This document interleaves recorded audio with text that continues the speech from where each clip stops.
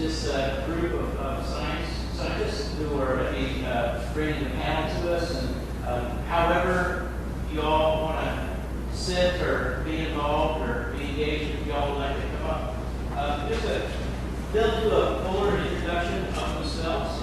But within your packets, some of the work that they're missed of, the point introduce you Sean Inwood, who's a rural sociologist and assistant professor at School of Environment and Natural Resources out of Ohio State. She's at primarily the Worcester campus, which is up here, and has one of the largest working farm, labs, fields, everything out there, doing some amazing work up there. And great partners up there with Casey Boyd and others who are part of that. Jeff Reuter, who works in water science, aquatic science, yes, and is working particularly, as you can see, with the title behind you. He will be going first on the dead zones and outlet problems in Lake Erie.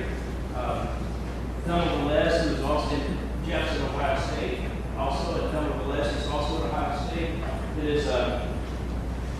She actually said she did not, she told people she wouldn't even tell people what she was doing today, right? And that's fine. But is also a doctoral student at the School of Environment and Natural Resources, and is working on the relationship to climate change around biofuel production and a variety of ways that attitudes engage the world around us and thinking about that. And Gregory Simpson, who is a post PhD in chemistry, and was telling me on the drive from the airport last night that there was a moment where he missed the lab desperately, but knew he had made the right decision to leave the lab and to move into his in-depth work at Theological Seminary. And last and definitely not least, and probably, I don't know where you're going in the order of this, but possibly last, Greg Heitsusen, who is at the School of Environment and Natural Resources, where he's a professor of practice, and works at the intersection of religion and ecology. And one of the things I think speaks so well of the School of Environment and Natural Resources and Greg's work is that about 30% of his portfolio is given from a land-grant institution for outreach to faith communities in the state of Ohio, and to think carefully about climate, food security, and a number of those things. And the other thing I want to say is that Greg has been a key partner for about 8 years in all these conversations, and has done wonderful introductions. We've grown to be really great friends together. We try to have a monthly planning meeting where we try to assess the molten hot quality used in different institutions around Central Columbus. So far, we're finding that in general, it's a relatively high level. Maybe Scots and Delaware may be the best. But so much of what's happening in partnership and relationship because of Greg's kind of vision and Greg's idea about look at what you're doing in a way that helps us to see maybe something more is happening here. It's been a really key partner and Greg. So, and Greg will be moderating. It's kind of like I don't want to say much here so we can make use of our time, but we're sitting in the order that we'll present here. But I will just say that I think there's a promising future for these dialogues, especially when we meet at local breweries. that's right. But I really am pleased to be here to continue to use the language of the intersection of religion and ecology. And this conversation, particularly with the science panel, I think places us squarely in the middle of that intersection. Those who work in the natural sciences and the social sciences, speaking with others who are in those fields, and also in the humanities and theology. My work at the university, I think of this spectrum of disciplines, from the natural sciences to the social sciences, up to humanities and ethics. We don't really do theology so much at Ohio State, but we have partners like your MTSO for theology is main course here. And I think all of those pieces are one example of this. Is familiar with the history of the National Religious Partnership in the Environment, which is one of the organizations out there that's helped bring together this kind of work at a national scope. Is that one of the founding sparks for that organization was that a group of Nobel laureate scientists wrote an open letter to the religious community and basically said, we are going to tackle the environmental problems of our planet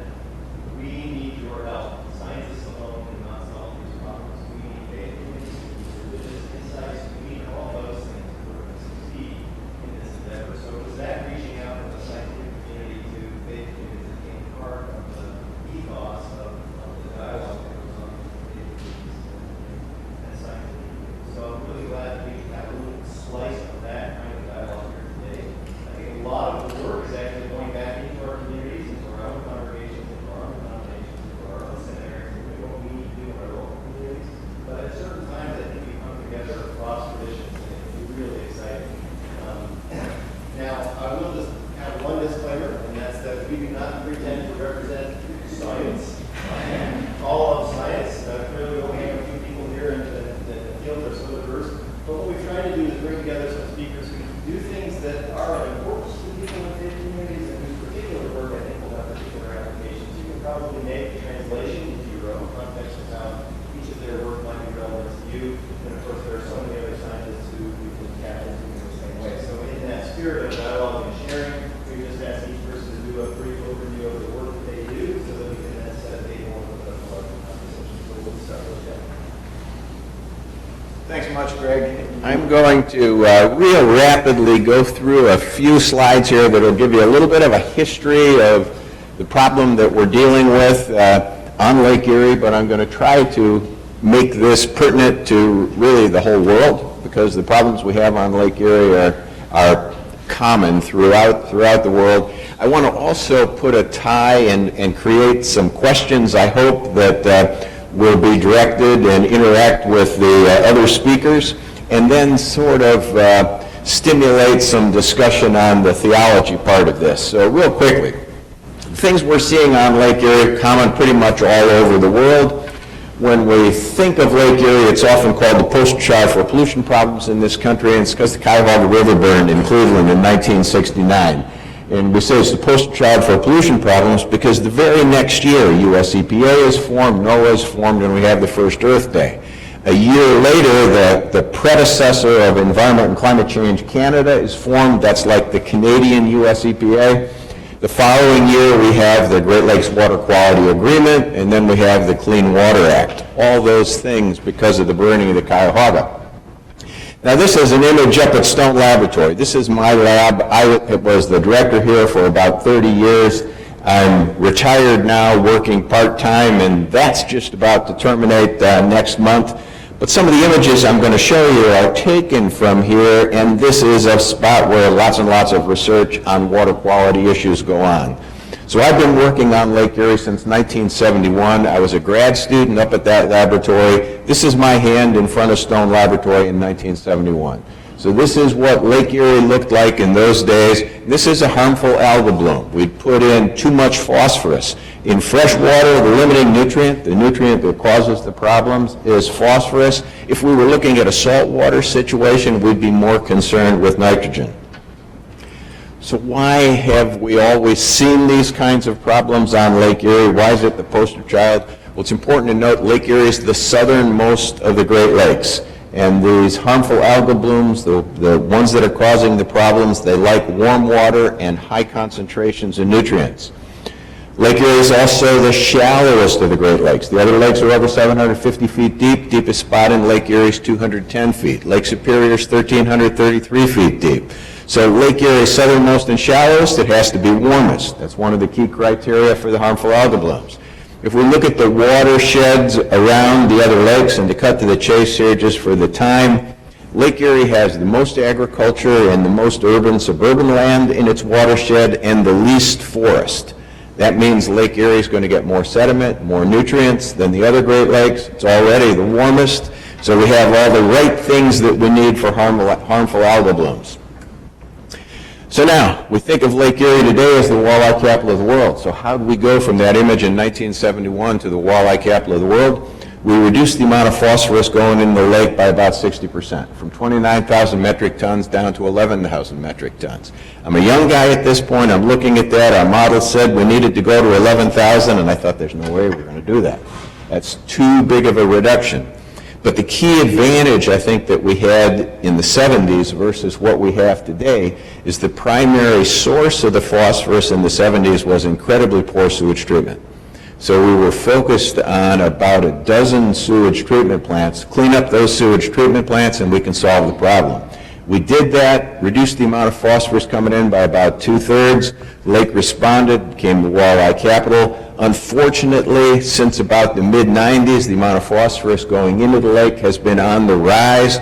We're back up to where we were in the 70s. The big problem that we have now is about 2/3 of that is coming from agricultural runoff. So instead of focusing on 12 sewage treatment plants, we have maybe 12,000 farmers. And that's a very, very different situation. And we don't have the Clean Water Act, which allowed us to regulate sewage treatment plants. We can't really regulate farmers. We're currently working on domestic action plans. Our target now, we need to reduce the load going in by 40%, so less than in the 1960s, but a bigger challenge because of the groups that we're dealing with. We call these things harmful algal blooms, and again, they happen all over the country, literally all over the United States, all over Canada, all over the world. They produce toxins, or they're capable of producing toxins. What I've done here just rapidly is put things in order by toxicity. So the most toxic things are at the top, the least toxic things are at the bottom. The ones in red are the 4 primary algal toxins, and you'll notice about 2/3 of the way down the list is cyanide. And most of us think of cyanide as being pretty toxic. So these algal toxins are more toxic than cyanide. The number 2 one on the list, second one down, microcystin LR, that's the one that closed the Toledo water treatment plant in 2014. So this is a harmful algal bloom on Lake Erie. This was the bloom from 2011. At this point, this bloom covered the water intakes for 2.8 million people. This was in October of 2011. The bloom in 2015 was bigger than this one. Sort of a different way of thinking of this. And I like to think right now we're in the middle of fighting the 3rd battle of Lake Erie. If you look to the left, War of 1812, Oliver Hazard Perry, we have met the enemy and they are ours. That was the first battle of Lake Erie. We fought it with tall ships. The second battle of Lake Erie, that's my hand at the top, 1971, we fought that one with sewage treatment plants. Third battle of Lake Erie, we're going to have to fight this one with best management practices for agriculture. How do we keep ag production high, but how do we change behavior of farmers?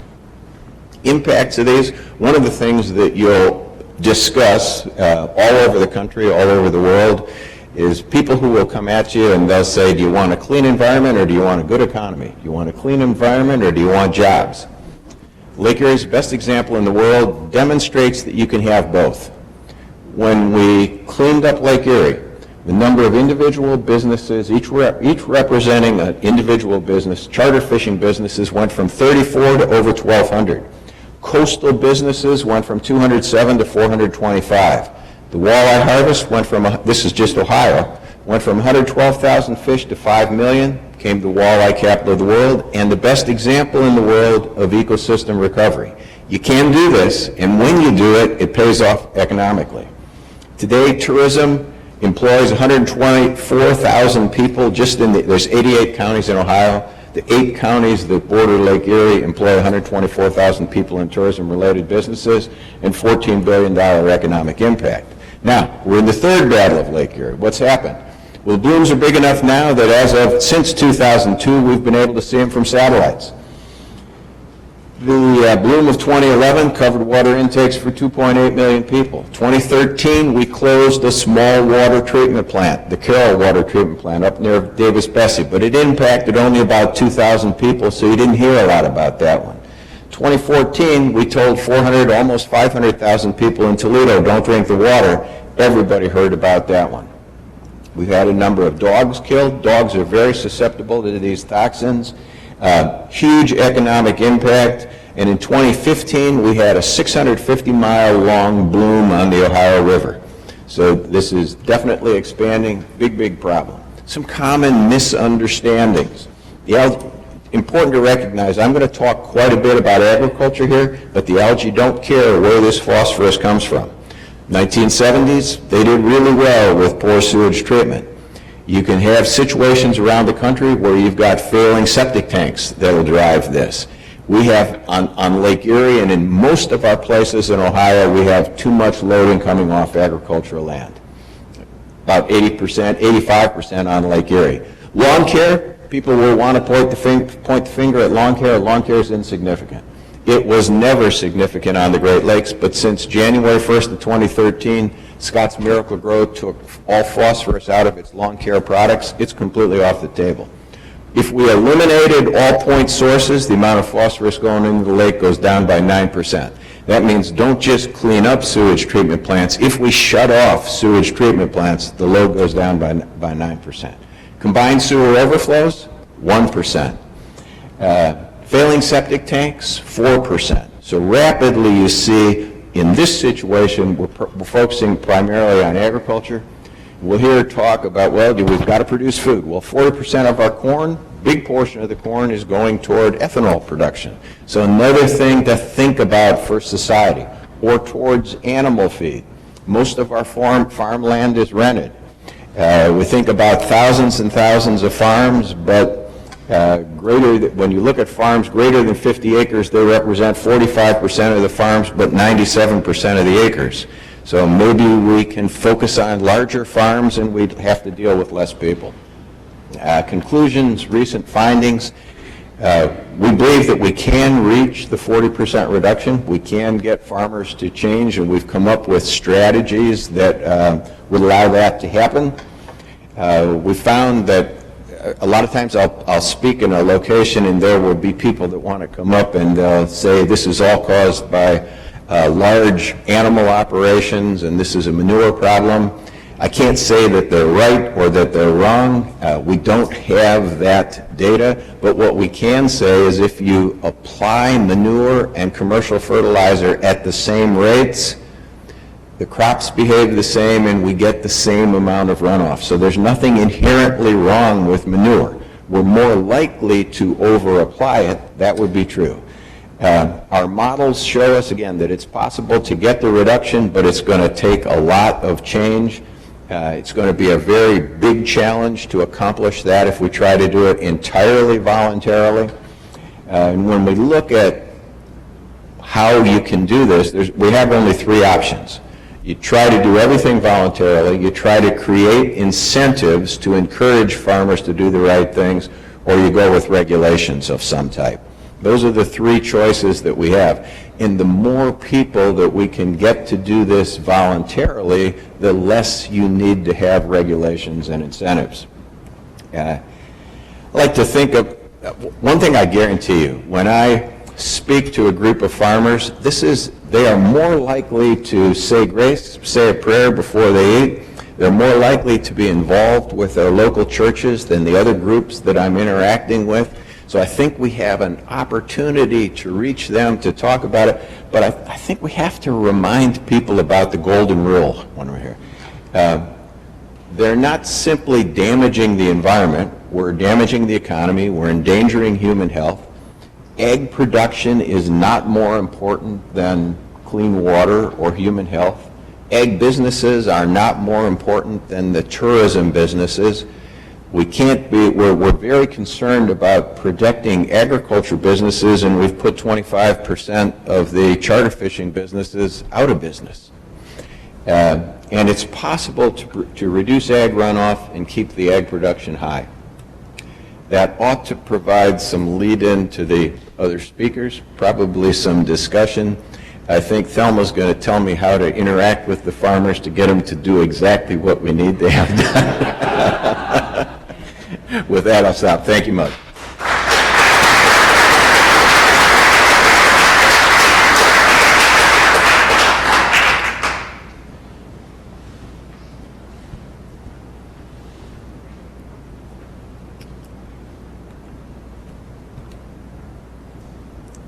Still F5. How do I make this full screen?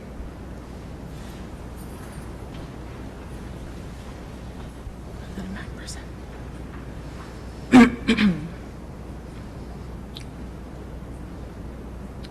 Is that it? Thank you. Okay. All right, hello everyone. My name is Thelma Velez, and I'm a third-year PhD student at Ohio State University in the School of Environment and Natural Resources. I'm also an NSF Graduate Research Fellow, so some of my work is tied into what NSF is paying me for. Tim asked us to give us a little bit of our background, so just so you know, I did a bachelor's in sociology and a minor in religious studies, which means I'm not completely divorced from this crowd. Most of my research in my undergrad focused on biodiversity and resource conservation. And then I did a master's at the same institution in the agroecology program, where I used an invasive species of tree and converted it to a biochar soil amendment, and I looked at carbon sequestration and plant growth. And I did some work in India on second and third generation biofuels. And then I realized after all the time in the field and all the time that I spent in the lab that that's not the problem. People are the problem, and the social structures are the problem. So I came to OSU to do my PhD in environmental social science. I consider myself an environmental sociologist. I use some social psychology concepts, and for my dissertation, I'm working on food systems. As an aside, I'm also part of the OSU Food Sustainability Panel, which is part of how I met Greg. I knew Greg already, but he got me involved with an interesting group of people at OSU, working to build resilience in our local and regional food system and our food sheds. And so OSU has been charged with sourcing 40% local and sustainable food on campus by 2025. And our committee is comprised mostly of faculty, students, and staff, some of which are here today. And what's most interesting to me about this organization, how it came about, is that there was a student group on campus. So the student mobilization was actually what was pushing for food sustainability on campus. And they were known as the Real Food Challenge. It's actually a national organization, and they gather students across the U.S. and they tell the students, you really need to push the administration to make changes, similar to how Tim had students push to make changes here. And they did it on their own, sure. But that ties into my interest in my research because I'm looking at trying to understand pro-social movements and environmental movements and food movements and looking at the values and beliefs that get people motivated to engage in these movements. And also looking at how people are construing these problems, particularly with response to climate change and how that's going to impact the food system and then socio-environmental problems in general. So there's a concept known as psychological distance and looking at how people construe a problem. When people think about climate change as something that's not going to impact them, something that's not going to impact anywhere near them, or people completely different from them, they're less likely to behave in a pro-environmental way and they're less likely to care about it. Versus when you make it relevant and you tell people, actually, this is occurring here, it's happening now, people are more likely to engage in movements and mobilize and become activists and reach out to their politicians because it's something that might happen to them. And the third thing that's a driving force for my work is looking at the extent to which mobilization seeks to counter corporate control of food and whether or not individuals and corporations and organizations are framing the problem as this David versus Goliath kind of problem. Because as consolidation has increased, the problems has grown even more and more. So just if someone's interested in knowing more about environmental sociologists that use these concepts, Riley Dunlap is one of the founders of environmental sociology. He's looked at attitudes, beliefs, climate change, the skeptics, the movements, the denial, and also public support for environmental movements. Tom Dietz is at MSU, and he also works with environmental values and beliefs in the general public and how that influences the science and the democracy relationship and policy. And then Aaron McCreight, same thing, but he looks more at whether or not society is recognizing and dealing with environmental degradation. In terms of the food movement, there's a lot of food movements occurring, but the social movement theories have not looked at the actual why people are mobilizing, rather focusing on how they're mobilizing and what's occurring. So there's these historical trends in food movements or good food or local food. Most interesting is Joshua Spica, who is looking at framing the problem as an oppression problem in terms of food justice. And so I'm using these other concepts and trying to bring them into and merge the environmental with this food system problem. So some of the misconceptions, which this is the biggest misconception, is that people think knowledge equates to action. You would imagine that if people know that there are problems in our environment, that they would behave in a way that actually would help to better the environment. You would assume people would try to be good stewards. That's actually not the case, right? Knowledge does not equate to action, and the science communication scholars have already said that just giving people scientific facts does not motivate public engagement, which is disappointing. So for my work, what I feel that seems to connect most with science and religion is that of values, beliefs, norms, and morality. And these are the ways in which my work can intersect with what's happening here.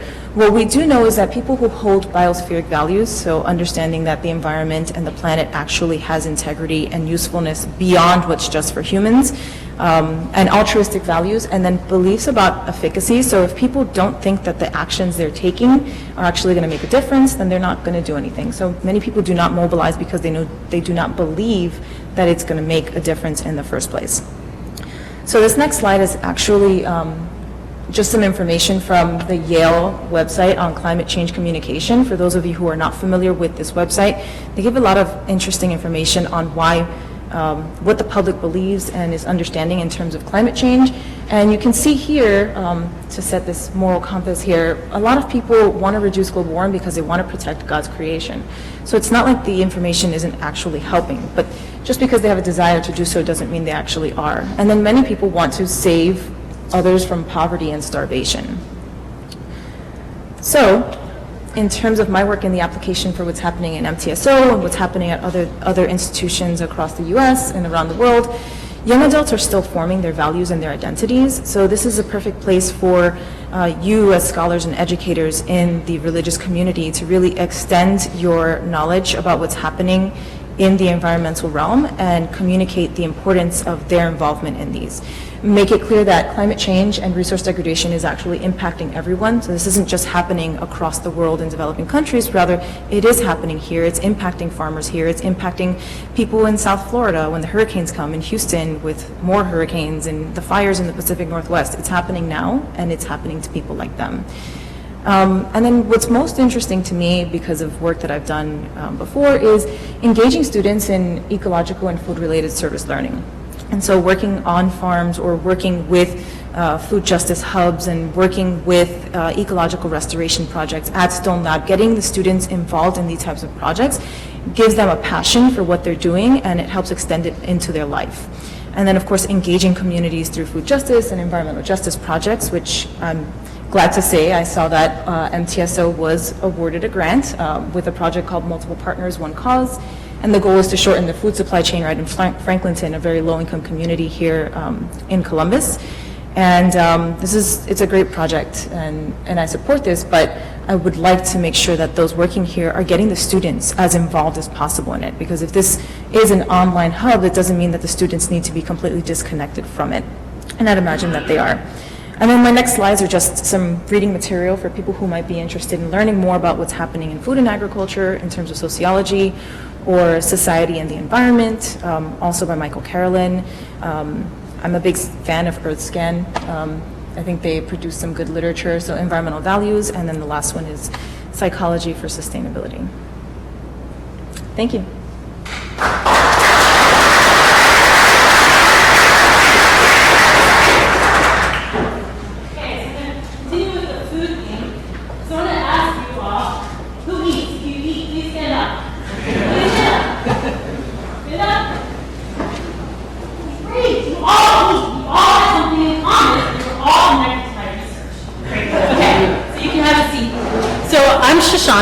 And maybe you can help me with this. Is this a Mac? I'm kind of Mac illiterate. So my PowerPoint is actually not going to be very formal. But Greg suggested that I give you a sense of my background and how I came into this work. So here's the confession time. I'm a rural sociologist, but I did not grow up in a farm. I grew up in Brooklyn, New York, in a city obsessed with food. Right? And you may have guessed by my name, Shoshana, I'm Jewish. So it's a religion obsessed with food. Right? Every month we have a holiday where food, there's some kind of symbolism around food, right? We have to have some kind of preparation about a specific food. We study the Torah, where there's lots of symbolism about agriculture and food. And so immersed, right? I'm immersed in this all the time. And then my undergrad degree was in biology, and then, what am I going to do after I graduate with an undergrad? Well, I found my way into agriculture. And at the dawn of the millennium, I was the beginning farmer in rural Ohio, in Richland County. And for those of you who are from Ohio, you know that Mansfield, this is Richland County, Mansfield is there. This is part of the Rust Belt, right? And here I was, trying to make a living as an organic farmer in the heart of a community that was experiencing the outcomes of deindustrialization, right? I myself was working 2 part-time jobs off the farm to make ends meet while driving an hour and a half to Columbus to sell produce. I had neighbors and friends who were farming and also working in factory jobs where they were in pretty precarious situations. They didn't know if those manufacturing jobs were going to be lasting a week, a month, or a year, right? And they were also experiencing all the social ills that come along with being in that precarious state, right? A lot of social disorganization, depression, alcoholism, abuse, right? Those issues of poverty and inequality that we hear so much about. And so this has really been carrying me forward and asking questions about food and agriculture and community and economic development. And within the United States, we're actually kind of at a crisis moment, right? A moment where we have a shrinking and aging farm population. The average age of farmers, who knows what it is? Oh, you're more pessimistic. It's actually 58, right? But AARP is still like, yes, we have members, right? And so 58 years old, who is going to be the next generation of farmers? And this is where a lot of my work comes in. How do we support a vibrant, prosperous farm population? So I look at two different issues. One is community and economic development through food and agriculture, and the other is looking at household issues that affect the ability to grow the next generation of farmers. So we talk a lot about systems research in food and agriculture, and maybe you've seen a similar type of model as this, where we think, this is the food system, and it's really complex, right? It could take you days just to try to understand all the different parts of this system, but we know that a lot of times focus in on environmental issues, environmental sustainability, economic profitability, and then there are those pesky social issues and community issues, which we know are important, but are really kind of hard to define and operationalize. Right? And we think about who works on these systems issues. We have natural scientists and physical scientists and statisticians. And here we also have social scientists. Okay? And this is where my work really falls, is in the social science field. Right? I'm a rural sociologist. We are small but mighty. Okay? And today my goal is really just to give you a flavor of some of the ways that we can operationalize and conceptualize social science in food systems work. Okay? So first, starting with this idea of how do we create economic development through food and agriculture. Right? There's been a lot of interest in this, especially in the context of the flow of global capital, right? Companies, manufacturing companies go around the world based on where the sweetest deal is. And how do we make new economic development opportunities? So there's been a lot of interest in things like farmers markets, CSAs, food hubs, farm to school, right? Really, really great initiatives that are happening. But then we also have to ask this question about jobs. So by a show of hands, how many of you have ever worked in the food and agricultural sector?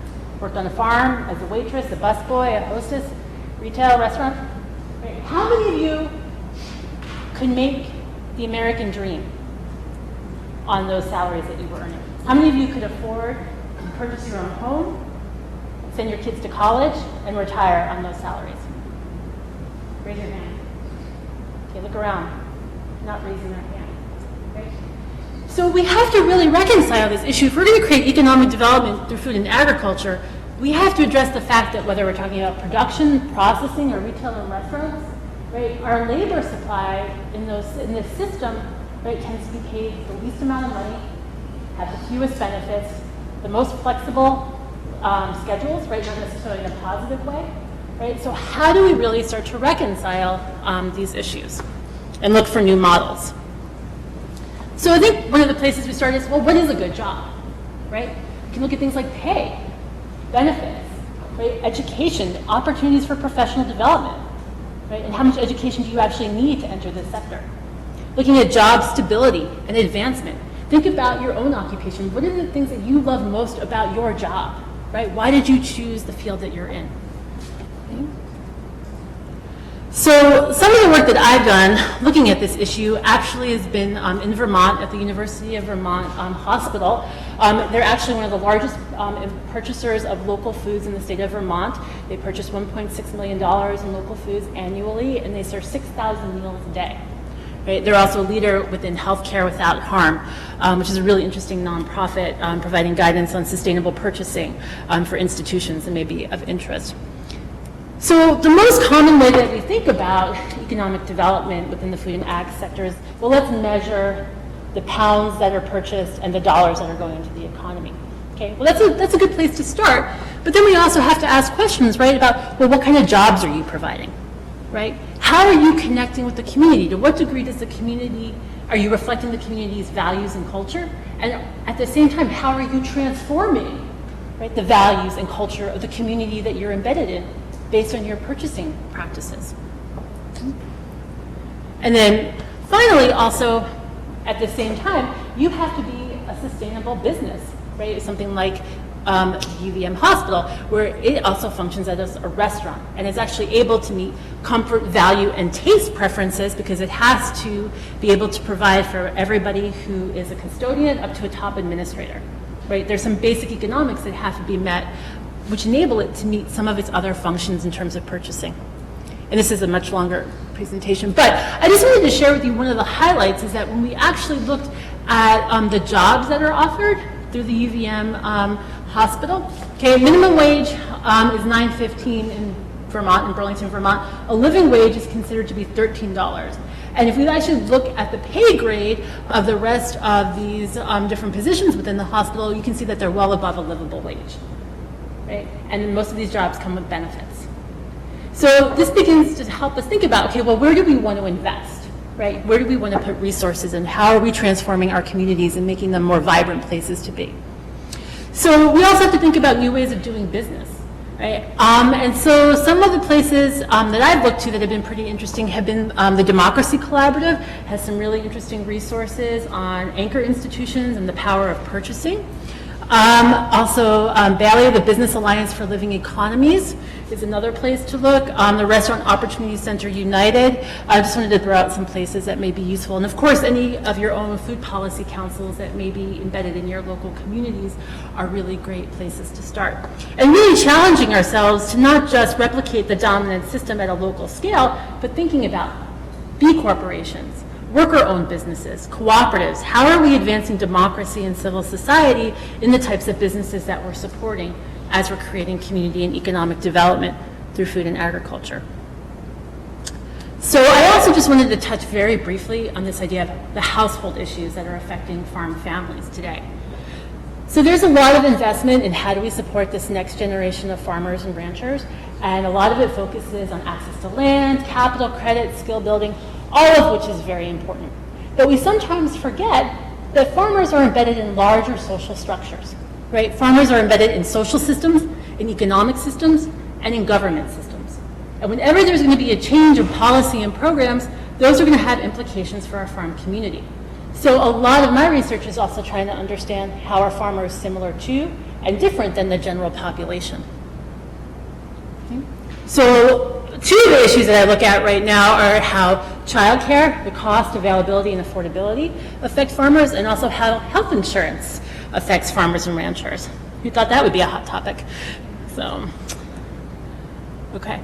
So some of the ways to operationalize that are how are things like health insurance affecting social resilience, right? There's a lot of shocks that can happen to the system. They can be economic shocks like the Great Recession, or they can be the natural disaster shocks that we're seeing play out with hurricanes and wildfires, right? And we talk a lot about ecological resilience, but we also can think about this in terms of social resilience.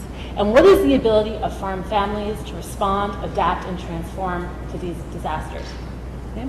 We can also think about household well-being, right? The economics of the household, the quality of life. Human capital is another metric that we can actually look at, and looking at skills, education, and also the health, right? The health of workers is a really important indicator, both for economists who are trying to assess human capital, and also thinking about how do we have a more productive workforce, right? The healthier the workforce, the more productive it will be. So I'm actually leading right now a national project funded by USDA called Hired in Ag, Health Insurance, Rural Economic Development, and Agriculture, that's actually trying to understand how does health insurance affect both economic development and quality of life in the agricultural sector. And so we've been interviewing and surveying farmers around the country for the last few years. And one of the things that we found, is that health insurance is not just linked to health.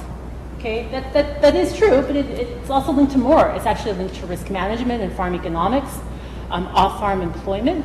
52% of operators actually have another job besides farming.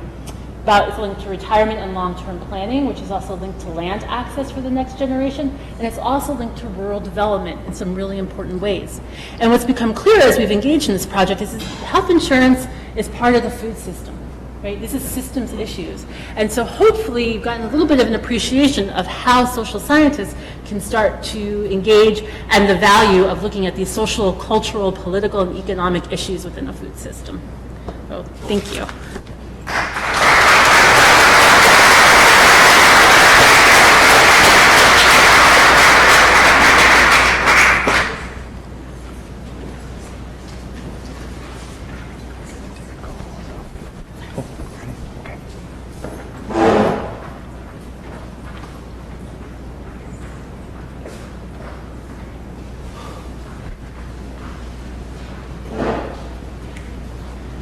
I'm going to be very short. There are a lot of different things that are taking place in my life right now that I need to be a little bit transparent about.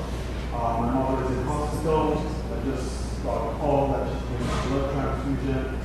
Very worried. But I think I need, as I said to you, that it's very important to be present, even in the face of adversity, because that's what we are really about here. So while I am truly breathing inside, I want to share some things that I've done and what I'm trying to put forward in terms of this dialogue on climate change, science, and some of the ethics that revolve around it. So my name is Gregory Simpson. I'm from Union Theological Seminary. I finished an MDiv degree in 2016 and a STM, well, 2016 and an STM this year. My focus was on intellectual property. Intellectual property rights and how intellectual property rights define and drive this issue of climate change. I'm also a volunteer staff member, many hats, of the Center for Ethics, who has been a partner with Tim on a number of different issues. So rather than get into too much other details, I just want to kind of cut to the chase here. The intellectual property business in the United States of America is about $6.6 trillion. Why is this number so important? This number represents the foundation of everything that is generated scientifically and transformed into an economic model that leads to profitability within the context of this system.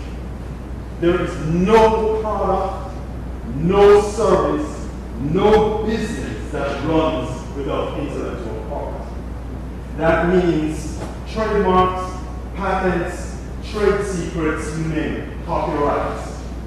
The institution that we're in now exists because of its scholarship, which leads to copyrights, production of papers, publications of various things, myriad, I could go on. Patents are key in this process.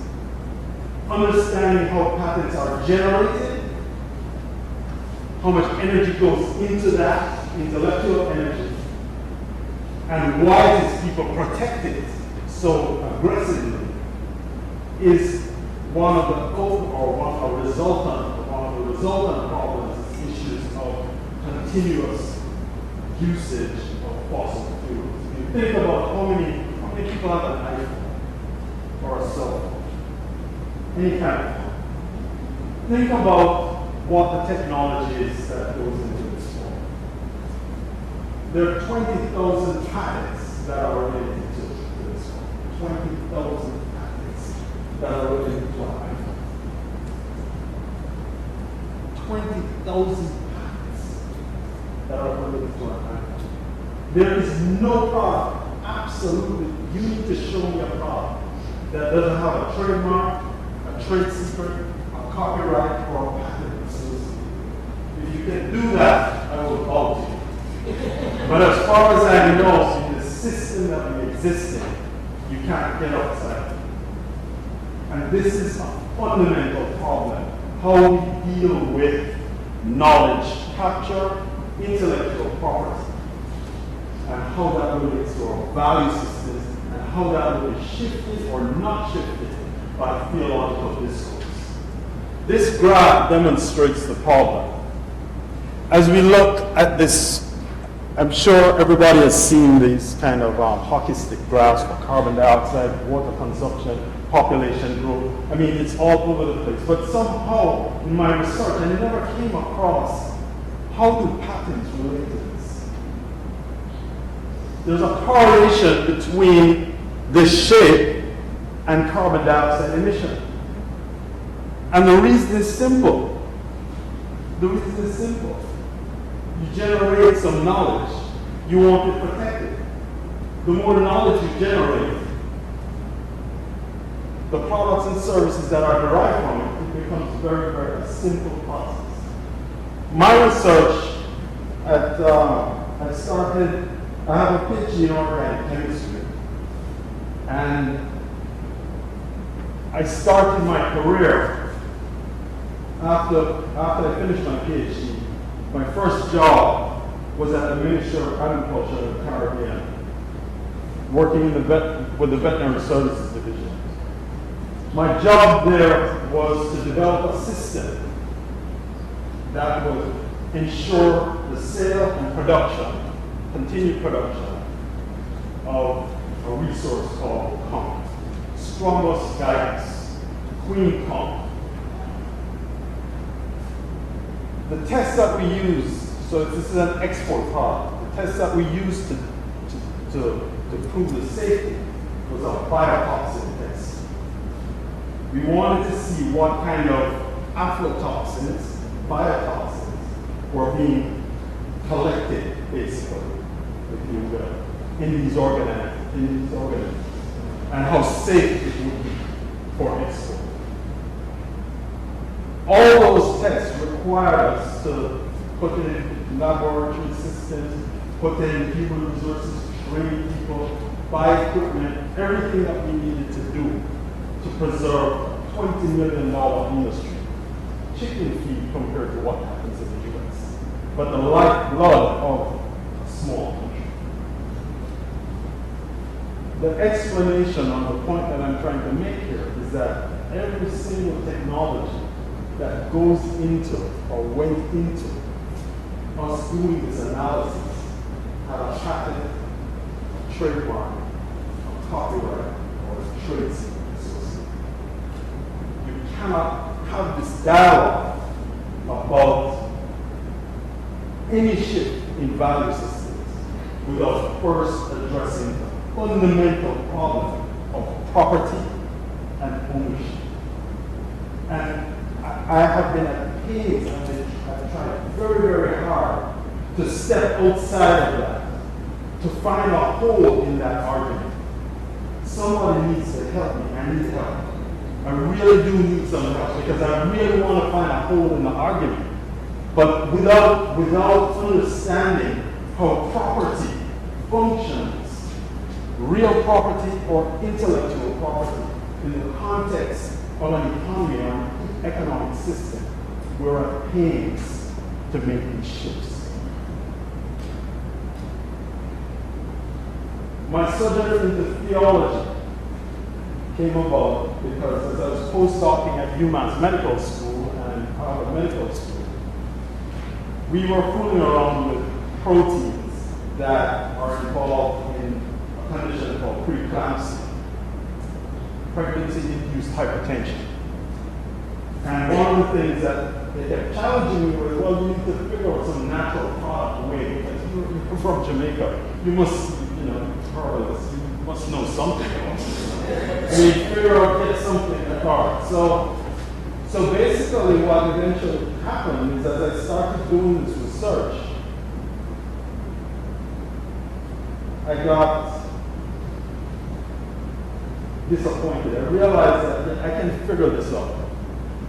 Given enough time, resources, manpower, womanpower, we could solve this problem. I could answer the question of how things were happening. Scientists have debated with me on this over and over again. But another question that came up was why? Why, not how, but why? Why does these types of proteins, why do these types of proteins lead to elevated blood pressure during pregnancy? And that was then led into theological discussion. The answer wasn't in science. The answer was in theology. Or an approach to the answer was through theology. And that's what shifted me into theological education. And shifted me into this type of research. So my challenge or was figure something within the context of the scripture that I understand, the Christian tradition, what scriptures are there that I could use to tether this problem to? Well, the first one comes from the Old Testament. 1 Samuel 13, verses 19 to 22. And basically, if you read that scripture, what you end up finding is you have Saul confronted with the Philistines and finds himself in a place where they tools sharpened.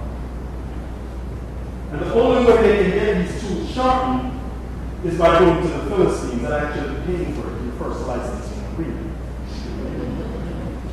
Okay? That's how it started. So I use that scripture as a tethering point to figure out a biblical ethic that drives our understanding about property and ownership. The next scripture that I use is Mark 12, the parable of the vineyard. That's another interesting one. So I go from the Old Testament to the New Testament.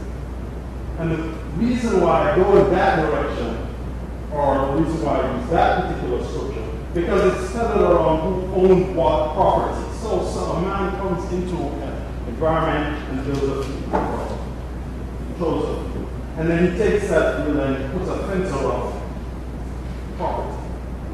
And he puts on that field a number of individuals who will reap that property and pay him a lease. We have built into scripture ways of dealing with some of these issues, property ownership, and the ethical issues that are confronting us now. So I'll just leave you with this. As I think about my mom in Jamaica, in a hospital, and I think about how it is that we're going to preserve her. I'm going to preserve her. Somebody's going to, God is going to preserve her. The Spirit is going to preserve her life. I have to depend on science and technology. I have to make sure she's going to do a blood transfusion in half an hour. So I need science and technology in my life, but I also need science and technology to be sensitive to the property rights of the globe itself. I need science and technology to be sensitive to the rights of the globe itself. And the question that I'll leave you with is, where do we get that?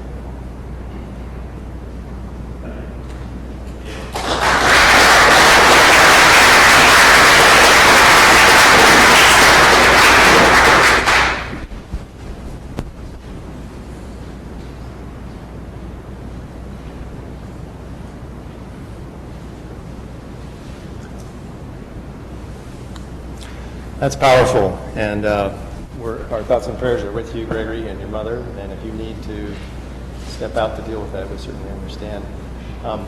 When you mentioned moving to theology from the sciences, I thought of Frank Edmonds, who's one of the board members for Ohio Interfaith Power and Light, who was the environmental scientist for the Port of Los Angeles, and he heard of the priesthood because he said we could do more, we don't pray at this point. That's another way to think about these intersections. I want to tell you a little bit about my background too, and then I'll probably skip through some things in the interest of time and leaving enough space for robust discussion. But I did want to say a little bit about where I come from, and unfortunately this is not a picture of me. I couldn't find a picture of me in the garden that I was living from, sitting in my mother's organic garden as a kid. But I have a farming heritage, and my grandfather had a story that you're talking, I think of Shoshana, and it was, he said, yeah, there was a guy who was selling hammers in the farm, and his friends said, you're selling hammers, what are you selling hammers for? How much? He said, well, $1. He said, how much does it cost to make a hammer? He said, how much is the head of the hammer? Well, the head costs $1. How much is the handle? That's $1. That's $2 and you're selling for $1. He said, if he's farming. This has been a challenge for a long time, no doubt. So I grew up in Ohio, farming a little small hobby farm because my parents grew up on a farm and didn't know how to raise kids other than on a small little farm, probably. And then this mission accomplished, I just stole somebody's logo. I grew up in Ohio at the time when acid rain was a big deal, and this is a logo from some church that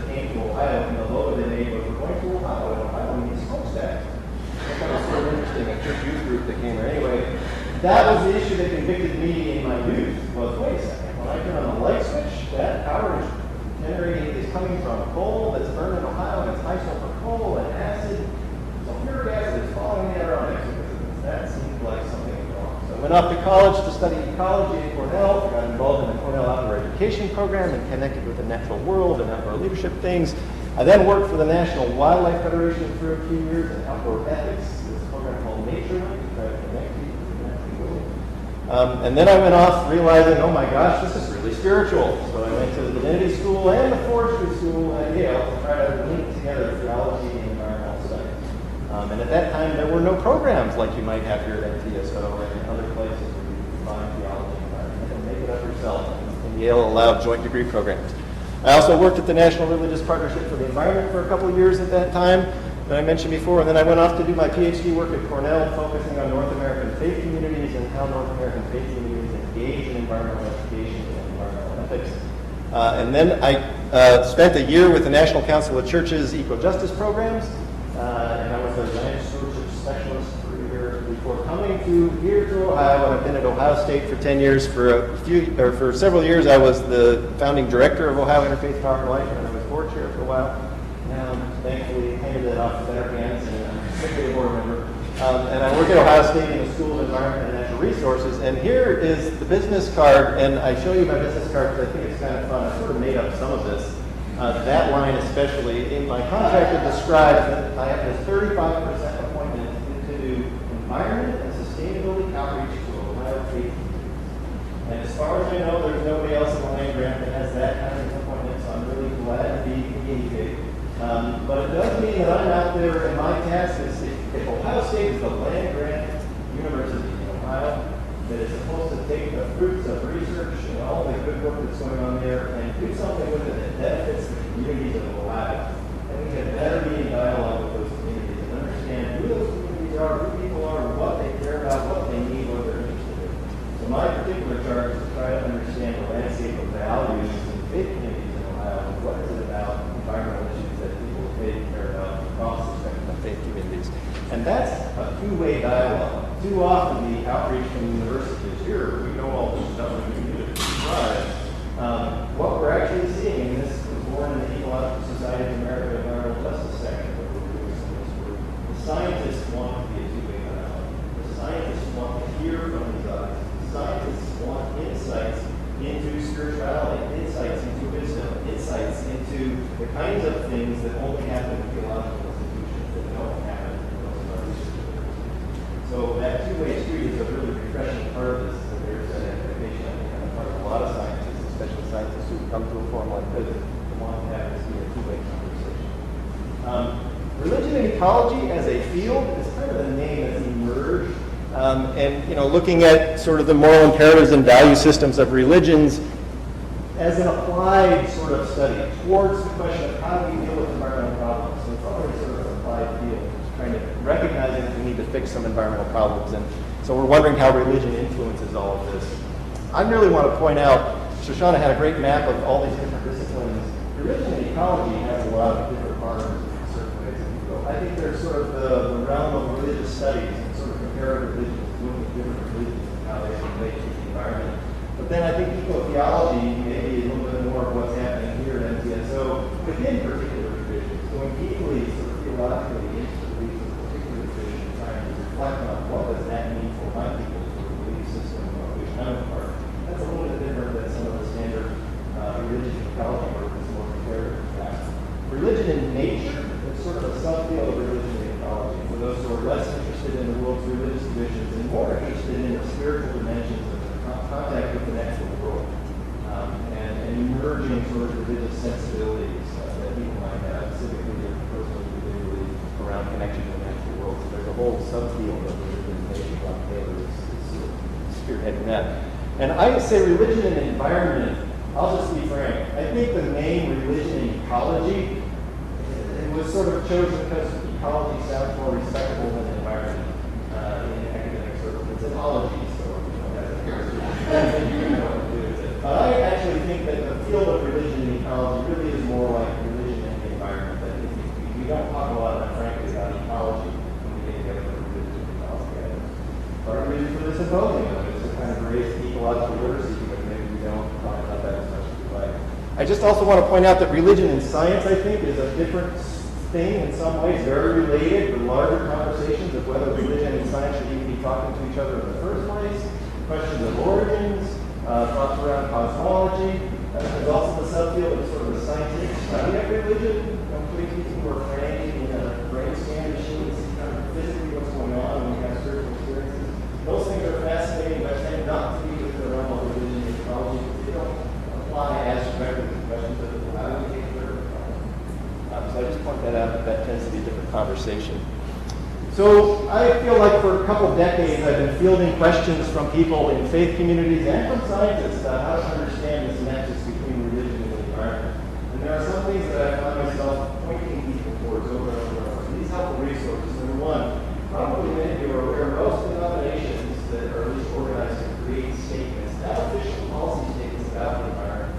These things were developed over years, a lot of study went into them. And so you can see those for most of the main denominations that create statements. And a lot of times they are citing scientific studies as a basis for even having a statement.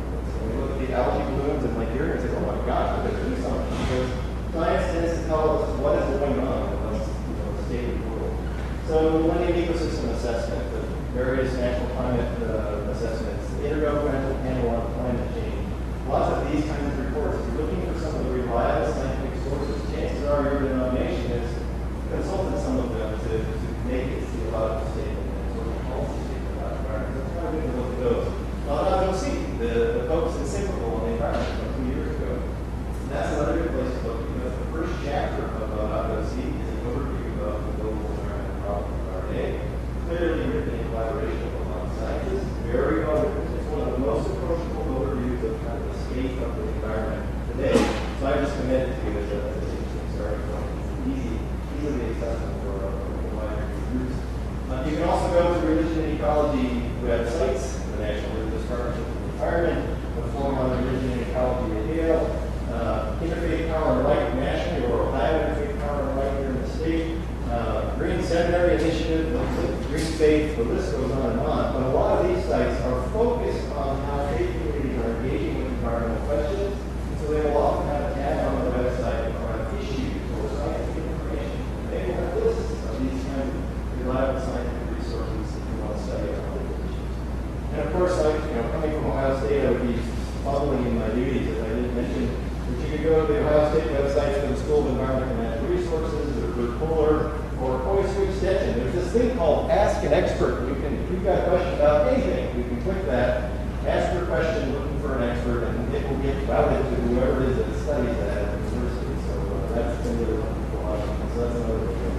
Or, shameless plugs, you can go to my website, University. And this is something that's a work in progress, but we've started to post as much stuff as we can find, especially focused on Ohio, that we think is of use to faith communities for environmental reasons. In the next year, we'll be converting this into sort of a searchable database to really organize those resources that you can kind of search on the site now and find all kinds of things, including these denominational statements. We're beginning a speakers list of speakers who are willing to go out and speak with faith communities at a congregational level or at a statewide or national nationwide denominational level. And so we're really building up a lot of things there. I'm happy to say more about that later. A couple key concepts, though, about this field of religion and ecology. I think the summary, the conclusion of when the field emerged, there was a lot of focus on world's religious traditions and ecology. And the basic conclusion was, oh my gosh, the world's religions provide deep sources for environmental ethics. You can find a robust basis for environmental ethics and values out of any religious tradition. Maybe not any religious tradition, but most religious traditions. And as a result, I say ecological conversion is probably a good thing. The Pope's encyclical said ecological conversion is totally focused on saying that. That might be true because I think if we don't wake up to environmental problems, we may not care about them. We don't see what's going on, and there's going to be no reason to care. But at the same time, religious conversion may not be needed. I think for too long, and maybe environmental sociologists are guilty of this as well, with the environmental paradigm and other things, that there's always sort of this idea that if you have the right set of environmental values, they don't care about the environment. And I'm here to say that I think that empirically that we see that we can just be a Lutheran that has environmental values.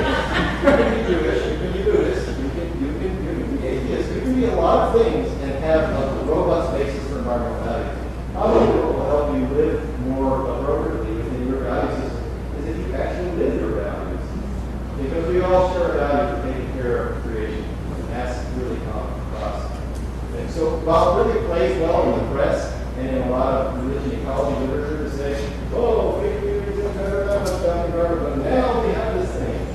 We've been saying it for 40 years.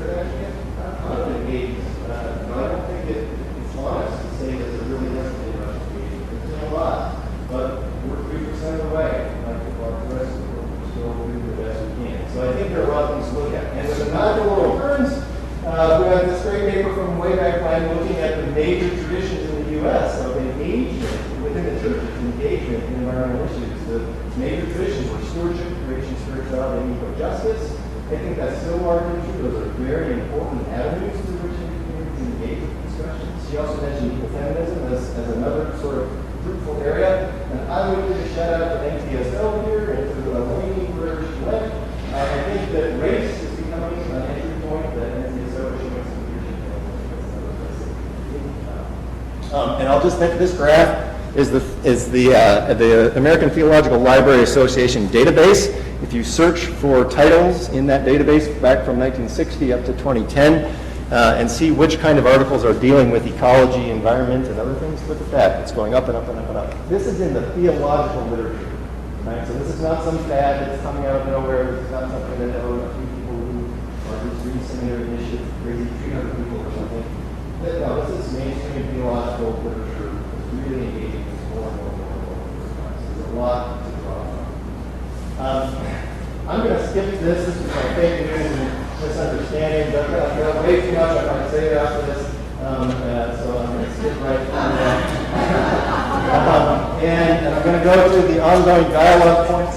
One of the things that I want to work on, as I mentioned, is collaborating with other social scientists in Ohio State to try to map out, and I mean physically map, sort of the values landscape of Ohio State around questions of environment and sustainability. I think we need to do a lot more listening to understand the variety and diversity and common ground that might surprise us about the way people think and care about the natural world. I'm creating a searchable database. I've got this speakers list. And I say research to ground truth creation care. Some of my fake news is kind of dead to that, so I'm going to skip that one now. We already mentioned the INFACT collaborations. Was it Shoshana had that? Or Donna had that in her slides, that's right, about the INFACT grant that's coming this way. And the only other thing I'll mention is that thing I worked on is we're looking into and committed to creating a joint degree between MTSO and the School of Environmental Management of Ohio State. There's no sort of turf war there because we want to do the theology stuff of Ohio State. There are things here that matter a whole lot.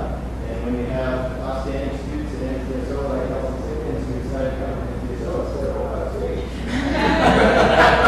We start wondering, wait a second. But seriously, I think there's a recognition. One of the reasons that a lot of us from Ohio State keep coming to MTSO is because of the unbelievable outstanding things that are happening around sustainability, around global food systems, around sustainable agriculture, and about the more holistic way of looking at that and actually making that happen.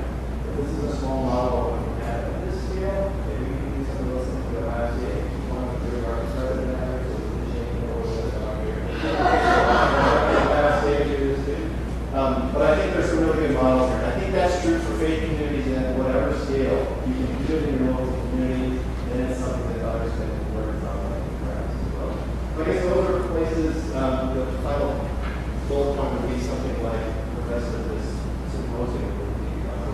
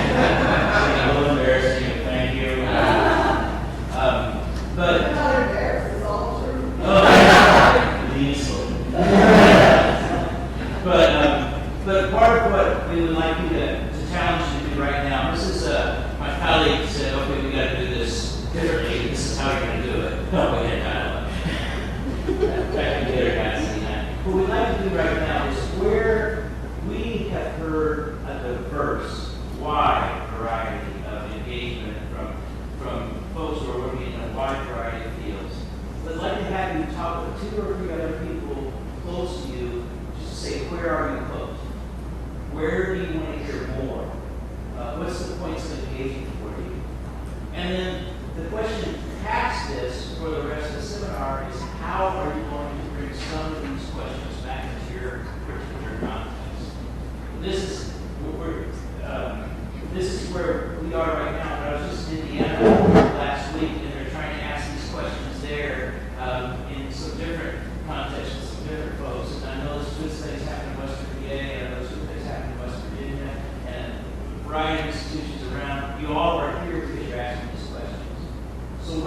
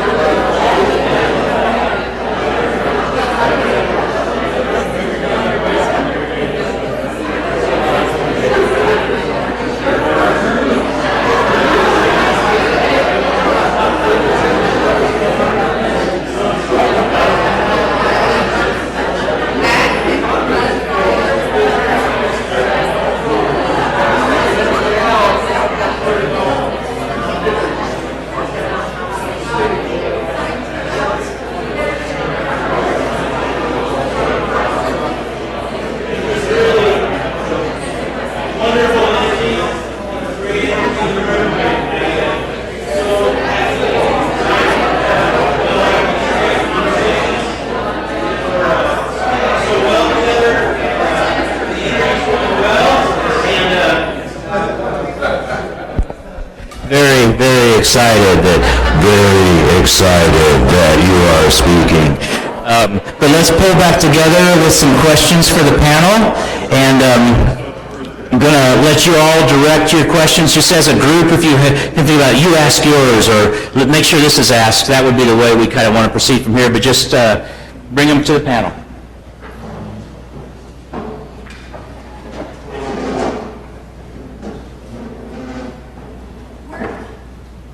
We're curious how the things that you shared with us, if you could share a story, an anecdote to help us understand how this is interacting with actual congregations on the ground, actual clergy, actual faith communities, churches, synagogues, that sort of thing. To give us a little bit of, ground truth, a little bit of flesh on the bones, that would be really helpful.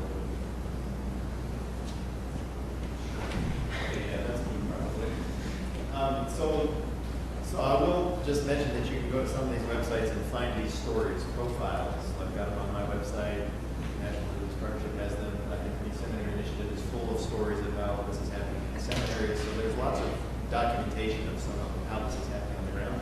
Sitting behind you, maybe in your group, Sarah Ward, First English Lutheran Church was one that she's been involved in for a long time here in Columbus. And they got published in the Columbus Dispatch not too long ago, in part because they've been working on energy efficiency for 25 years, 30 years. And the thought is they added up how much money they'd saved over that course of time. And it's pretty clear that they wouldn't still have their doors open if they hadn't been able to save the kind of resources they saved over time. Now, they were kind of lucky because Sarah was the state energy office chief and started the state's low-income weatherization program, and John Fetters in that congregation is a nationally known lighting specialist, so they got some ringers in their congregation. Can figure out how to do energy efficiency and do it well, but they've done it in a very outstanding way that has helped an inner-city church with very small resources keep the stores open, basically. So that's one example. Maybe at another end of the spectrum, I sometimes tell the story of a vineyard church in Idaho. Some of you, if you saw Bill Moyer's Is God Green documentary from several years ago, that was one of the features, this guy, Tri Robinson, vineyard pastor, a church of 2,000 or 3,000, pretty conservative, socially conservative, politically conservative, and he felt called to preach about the environment and worried that he might get shuffled out of town if he did so, because it was kind of a culturally contentious idea to talk about the environment. So he spent some time preparing for this. He said, I know I have a bunch of people in my congregation who care about environmental things or who have environmental professional expertise. So he got a dozen people from around the congregation, environmental consultants, someone was a PR person, somebody worked for the Park Service. There were all kinds of people that had different roles that were relevant in the environmental arena. And he empowered them as a sort of secret committee to think about what could this congregation do that would engage in solving a local environmental problem or engage us in these questions around the environment. He said, because I'm going to preach a sermon in 6 months, and I don't want to get run out of town, and I want to have a bunch of sign-up sheets so that everybody in the congregation can sign up and get engaged and do something, but I need your help, I need your expertise to figure out what those things might be. And so they came up with, the people that ran the coffee hour said, you know what, we can do fair trade coffee and local cookie ingredients or something like that. The people who did grounds said, we should be, even though it might be insignificant for Lake Erie runoff, we think about fertilizers and things that we're using on the ground and native plantings and all that. The guy that ran the building said, well, we can think about energy efficiency and how we can save energy. So that was another committee that worked on that. The group that worked with medical missions to the third world said, you know what, so many of the problems we're facing are really environmental or related to water quality. So why don't we focus on water quality and what we're doing as we're trying to keep people from getting sick in all the countries that we're serving in our medical missions. They had an art display kind of thing that they do every 3 months. They give a call to the congregation to create art or poetry or whatever it might be about some theme. And they said, well, let's make that theme. They called it Beside Still Waters. And they asked people to submit artwork about how they connect with God in the natural world, basically. They decided to start a recycling program at the church. And they actually went so far as to, somebody donated a sort of a moving truck. And they turned the church into a recycling center. People were making recycling, but couldn't get recycling in their homes. They bring it to church on Sunday, and then they load it all in a big truck and drive it to the county recycling center. So anyway, there were a dozen things like, removing invasive species in the national park nearby where they needed volunteer help. And one of the things was just to go on a wilderness camping trip with families. And so when he got up to preach this sermon, a little bit with fear and trembling, hoping his congregation would, be angry about this, he had the support of this small committee and had all these kind of things for him to do. And he said instead of getting booed off the stage, he got a standing ovation for the first time in 25 years of preaching at both of his services, because it was like his people had just been waiting for him to acknowledge and to bless caring for creation, if you will. And so when he said, sign up for these things as you leave the church, that everything had a wait list immediately. Like, it's the most extraordinary story I've heard about a quick startup of a congregation. Now, there's a PS on this story, though, is that political factors do shape what happens in faith communities. And they've had a hard time maintaining those creation care, tend the garden ministries at the Poison Vineyard because things like climate change have remained a culturally contested sort of space. And so this is an ongoing challenge for them. But that's another example of, and I think a lot of the other examples that I had colleagues at National Wildlife Federation when I worked there who both went to the same church, a Lutheran church, Sterling Lutheran Church in Virginia, and they were the chief naturalist of NWF and the person who was his assistant in running the backyard wildlife habitat program. So they took their expertise and they turned their 2-acre property that their church owned into a creation awareness landscape. They used bayscaping standards and principles that the Chesapeake Bay Foundation has established to try to clean up the bay in terms of the runoff and all those kinds of things. And they created an interpretive trail that went around their property. And now their church is a destination point for local school groups, for scouting groups, for other church Sunday school groups, people coming to see these native plantings that they've done. And there's just a minimal amount of signage. A lot of it is mostly informational ecologically, but they also have a psalm or two posted here that match the sort of reflective feeling that you have when you go through a place like that. So that's another example. If you're in this area and you haven't been out to Shepherd's Corner, out Blackwood, out sort of near the airport, the sisters there have done some amazing things. It's one of those places you go and it's just this sort of place of blessing. You see how much care has been put into the food or to they have a meditative labyrinth that's created out of berry bushes or something like that. So if you go at the right time, they're not meditating other than meditating on eating berries. But they have a Stations of the Cross that's established around ecological themes that was done by a local group of Upper Arlington High School students that did the work on figuring out what those different stations should be. So I guess there's a common theme running through the stories that I've just shared, and that's that in each of these cases, a few people cared a lot, and they got together, and they worked with their strengths. And they said, well, what can we uniquely do? What are we good at? What could I offer to my community? And I think, for a lot of people in the sciences, we've probably never been invited to do something like that. I think there are a lot of scientists that are members of some kind of faith community who've probably never been invited to bring their expertise to whatever that congregation is doing. So I think there's a lot of opportunities there as well. Anyway, those would be a few good suggestions. I can give you one example, just quickly like that.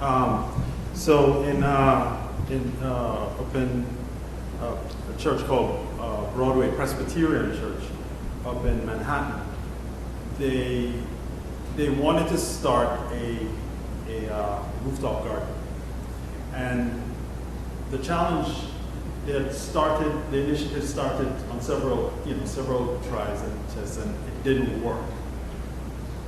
And what eventually happened, so they put me into this project to kind of see how we could do it. I'm not tooting my horn here, but I'm just saying that this is one of the ways that we found that we could get the community engaged in the process.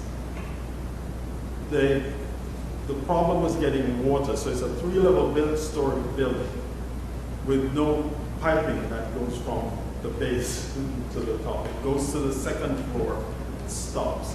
So the reason why the project didn't work is because people had to physically carry water upstairs to water the plants. So that wasn't going to work. So the community itself decided that as a part of its objectives, it needed to use locally grown produce to service their food ministry and their shelter program.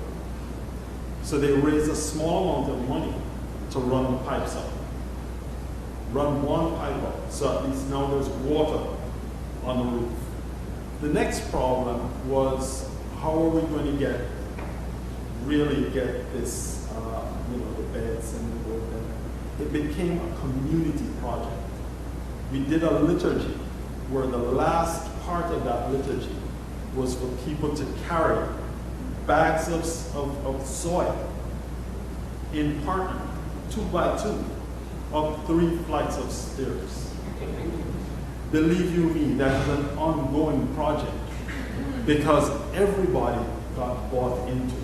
And I think, so when I think about how we do these kinds of projects and how we engage in transforming communities, it really is a collective effort. It has to be done not only from the pulpit perspective, but the community has to have a complete buy-in. How many times have we said that? That the community needs to buy into the project.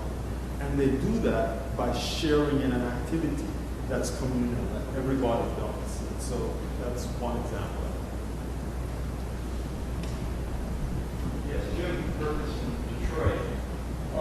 The question that most provoked me out of the panel, and I really appreciated all that I heard, appreciate what I'm hearing about MTSO, but was Gregory's question about property. And the way that surfaces for me and hooks me is I've been in inner city Detroit as an educator, activist, artist for more than 30 years. And recently have become involved, over recent years become involved in a project called Watershed Discipleship, trying to return to not just creation care in general, but getting responsible for exactly where we stand, what our place is, what our watershed is. And a couple of summers ago, we pulled together, those of us who were involved in resisting water shutoffs in Detroit and community urban gardening in Detroit, we pulled together activist Christians, hip-hop heads, who were largely African-American and Latino, and involved politically on the ground in Detroit. We had relationship within those struggles, but didn't want to get into a church particularly.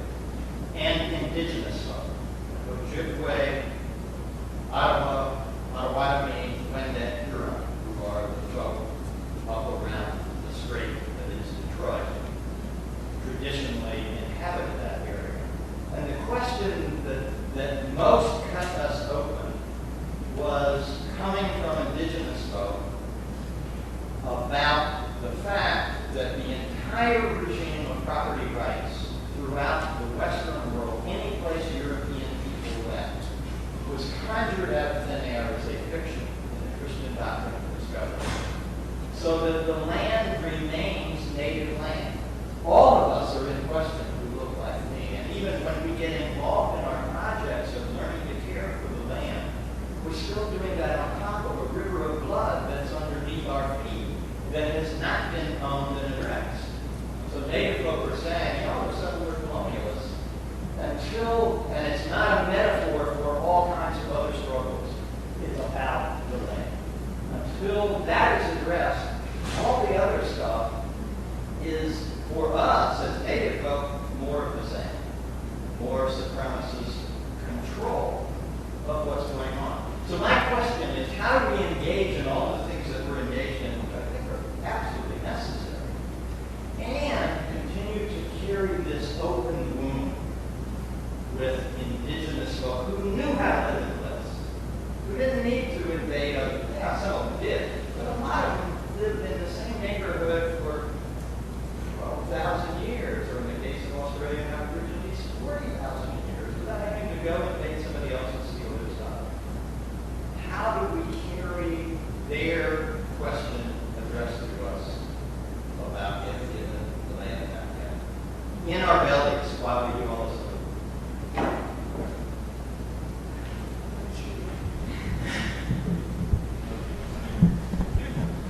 Thank you. That's a fantastic question. And as someone who's worked with indigenous communities in South Florida, and I know many indigenous scholars in geography and in environmental studies, it's a very, like you said, it's an open wound. And sometimes what helps, I think, mitigate working with indigenous people is highlighting the fact that you are working to decolonize your mind and decolonize your understanding of what the actual rooted issues are. Simply acknowledging that is a step forward in recognizing it and letting them know that you recognize these are problems. They're not problems that you personally can fix. But if you understand where they're coming from, then working together is going to become an easier task at hand. That's a short answer to that. So one of the bigger challenges, obviously, is, to your point, is it goes back to who owns what when we talk about doctrine of discovery and things of that nature. But how do you, so non-European people have been shaped through a system of property ownership. Okay, so this is very difficult language to hear for Christian populations, Western Christianity, because there is this truth that if you somehow don't reconcile this truth, the value systems really and truly can't go forward. And this is kind of one of those ethical problems that I have no clue how to address. I will be totally honest, because I come at it from the perspective, because I was just sharing with Shauna, that being a scientist, I understand why it is that we strive for knowledge. And once we strive for knowledge, I think it's right that I own it. I mean, I've spent 10 years, 15 years, 20 years struggling to figure out, to come up with a solution for a better cell phone, and I've got it. Yes, I want to have that knowledge and I want to protect it. That's why we call it monopolistic capitalism, right? It's not free market, it's really monopolistic capitalism, and that's fine. But then how do you value other people? To answer some of these questions more deeply, I'd like to invite Geraldine or Ken, both from the Center for Earth Ethics, who have actually been, Geraldine in particular, who has been dealing with some of these issues from the indigenous perspective. She is one of these individuals. And my partner, Mike, from the Philippines, also has some legal bills.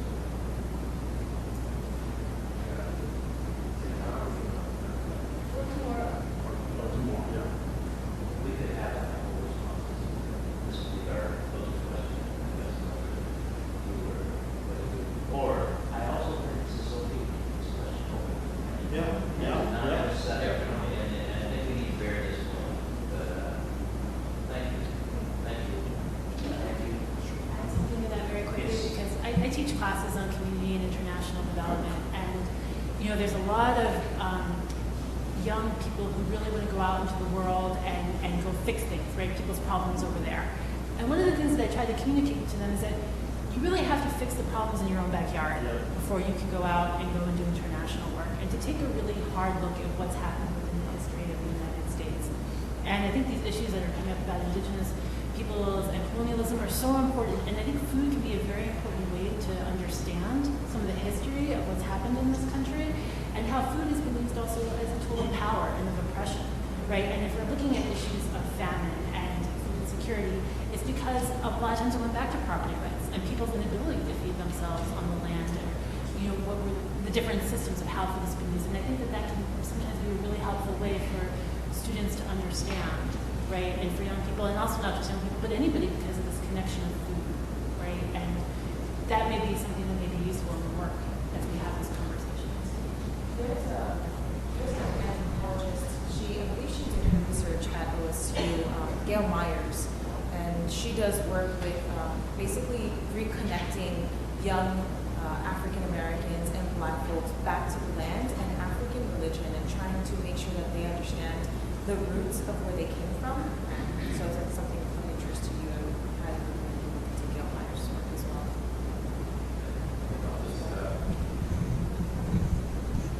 We've kind of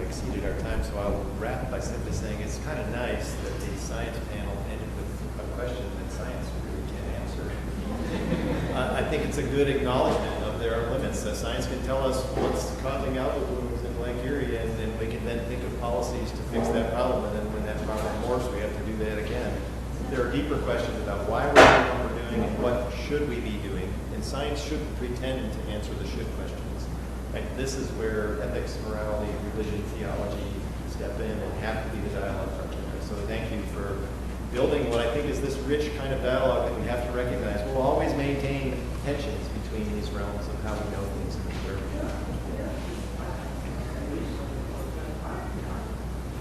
I don't struggle with this, that when we recognize our people, and it's a and I really want to push back on whether is it really necessary that we continue with the same relationship to intellectual property?